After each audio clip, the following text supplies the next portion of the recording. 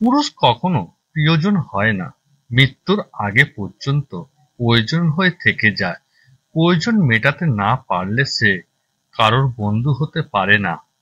মেয়েদের চোখে যত সহজে বৃষ্টি নামে, ছেলেদের আকাশে তত সহজে মেঘ জমাও নিষেধ।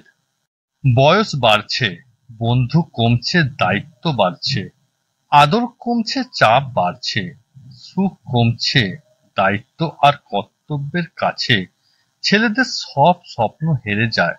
হ্যাঁ, এটাই হলো ছেলেদের জীবন। মেয়েদের হাসি খুব সুন্দর, কারণ তারা মন থেকে খুশি না হলে হাসে না। আর ছেলেদের কান্না খুব দুঃখের, কারণ তারা খুব বেশি কষ্ট না পেলে কখনো কাঁদে না। একজন ছেলে কখনোই হাউমাউ করে কাঁদে না, বরং তার কান্না হয় নিঃশব্দে, নির্ভীকতে, যেন কেউ না দেখে, যেন কেউ না বোঝে, যেন কেউ না শোনে। এই পৃথিবীতে আয়নাই তোমার বিশ্বস্ত বন্ধু, কারণ আয়নার সামনে তুমি যখন কাঁদবে, তখন আয়নায় থাকা প্রতিবিম্ব কখনো হাসবে না, সেও কাঁদবে। বিশ্বাস আর নিঃশ্বাস খুব মূল্যবান, একবার হারিয়ে গেলে আর ফিরে আসে না। পৃথিবীতে সবকিছু বুঝতে সময় লাগে, কিন্তু ভুল বুঝতে একটা মুহূর্তই যথেষ্ট। যে ধোঁকা দেয় সে চালাক হতে পারে, তবে যে ধোঁকা খায় সে বোকা নয়, সে ছিল বিশ্বাসী। আমি সেই একজন যার কাঁধে মাথা রেখে তুমি অন্য কারোর জন্য কাঁদো।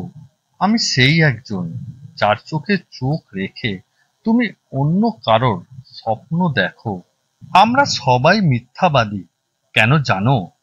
ভালো না থাকলেও বলি ভালো আছি। যাদের জন্য নিজের সেরাটা দিয়েছিলে, তারাই আজ শত্রু হয়ে পেছনে ছুরি মারছে।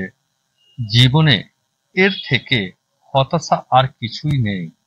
মানুষের মধ্যে মন নামক জিনিসটা একটি অদৃশ্য বস্তু, তবুও এটিকে বোঝার জন্য অনেক সাধনা করতে হয়। ক্ষতি করার মানুষের অভাব নেই, জীবনে ব্যর্থতা না থাকলে সেই মানুষগুলোকে চেনা এত সহজ হতো না। জীবন মানে অনিচ্ছার সত্ত্বেও মিথ্যা হাসি হাসতে হবে, বাঁচতে ইচ্ছা না থাকলেও নিজের জন্য বাঁচতে হবে।